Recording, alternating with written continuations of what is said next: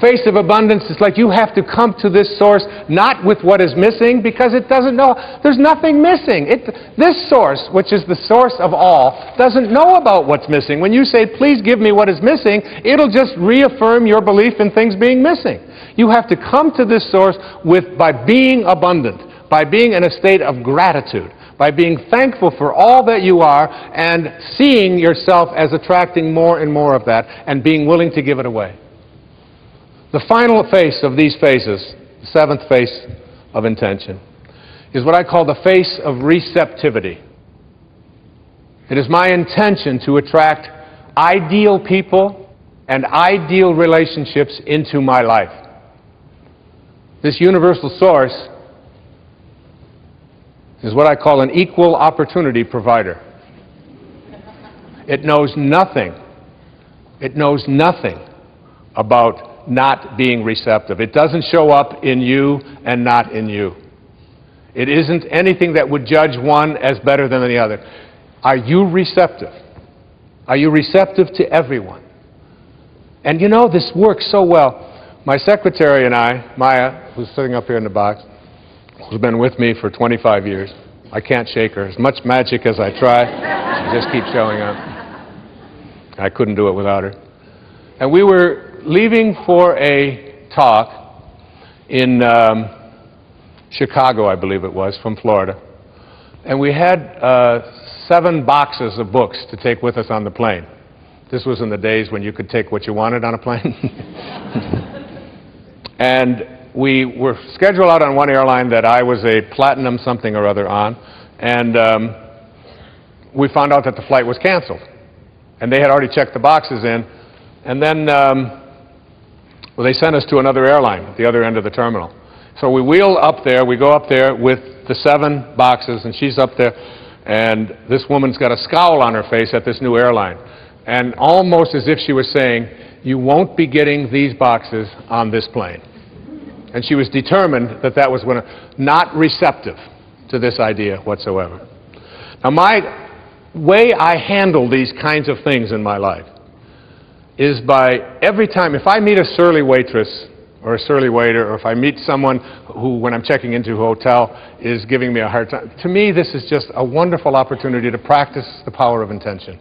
Can I be receptive to this person and have them eating out of my hand in no time at all? And it isn't by being phony or artificial. It's by trusting that if I'm receptive to this person, if I'm sending love to this person, if I'm sending kindness, if I am being what my source is, if I am in harmony, in rapport with source energy, then I can create an ally. So my secretary was about to, and I just said, Maya, don't say a word. And I went up to the woman and I just started talking to her, and because I knew, I could just tell by her body language that she was about to tell me, you're only going to be able to take 2 boxes with you for each person and you're going to have to leave 3 here. But that just wasn't on my agenda whatsoever. And I reached into my briefcase and I took out a book and I signed it. I said, I'd really like you to have this. I appreciate you putting us on your flight. And I started talking to her in this really kind of way, and I said, it's just, we just missed this other flight. I've got to give a talk up here in Chicago. And I extended as much kindness as I possibly could. I was totally receptive and open to her. And by the time this encounter ended, she was asking, don't you have any more boxes? Isn't there something else that you'd like to ship? Do you want to ship one of your kids? We can... And upgraded us to first class, gave us everything that we could possibly have wanted, and it was all because of being receptive to her, having this space of receptivity. When you have receptivity, when you are practicing infinite patience, when you are being the kind of person you wish to attract, you have to want it more for others than you do for yourself. You have to see yourself already as connected to the right person. See yourself from the end. And see yourself as having all of the right people showing up. Act as if they're already here. Because that's what the source is. And they are already here. I'm telling you, when I'm writing and I'm in the space that I'm defining here right now and speaking about right here, when I'm in this space, I want to tell you, ladies and gentlemen, that everybody shows up that I need. And it almost gets to a point where I get befuddled by it, how beautiful and blissfully it works. I'm even befuddled by you all showing up. We just put a little notice out there and said, come to Boston. Please come to Boston. Isn't that a song? And you all did. Thousands of you. Look at you, all over the place. This beautiful place and these lobbies and going all the way up into, there's people up there. You're 1,000 miles away. You're all here. And when I'm writing, my eyes will glance on a book that's been on the bookshelf for 20 years and I haven't looked at, and I'll walk past it and it'll fall. What is that? And I'll pick it up, and it's exactly what I needed. The phone will ring, and the exact right person will show up. When you're in this place of being receptive, kind, loving, beauty, abundance, when you're in this place, the universe conspires with you to create the right people, the right things. It all shows up. It's not your ego. I don't do it. It's called surrender.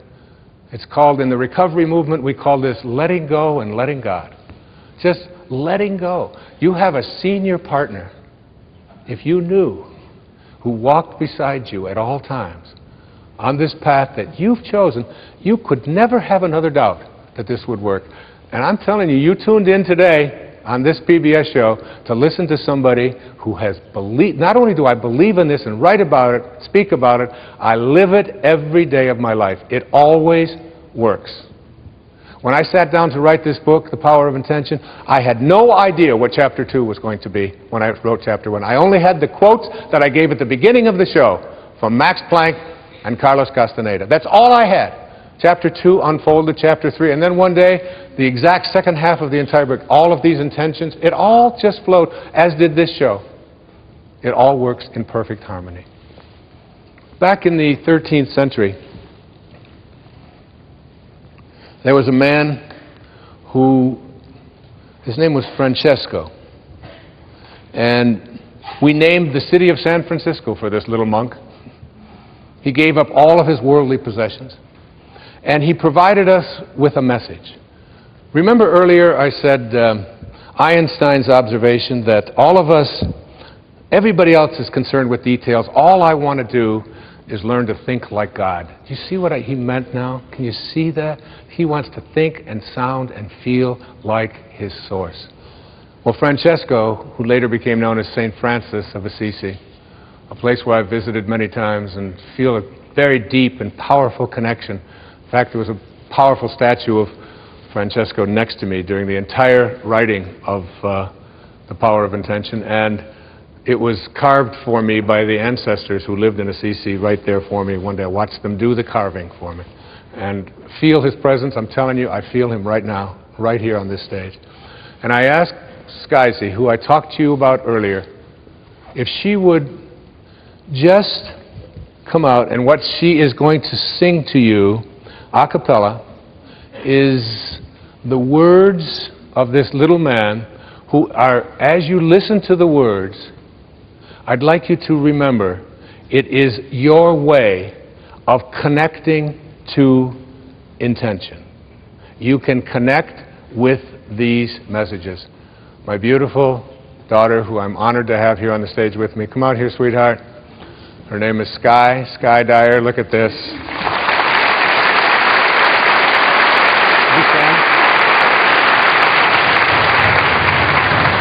You're so beautiful.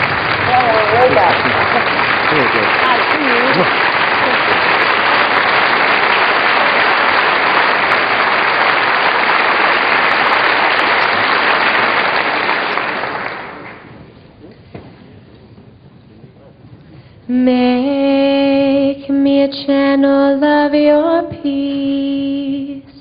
Where there is hatred, let me bring your love. Where there is injury, your pardon, love. And where there's doubt, your faith in you. Make me a channel of your peace.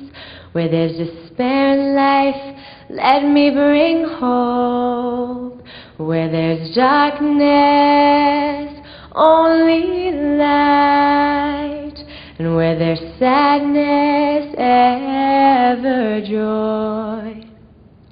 Oh, Master, grant that I may never seek so much to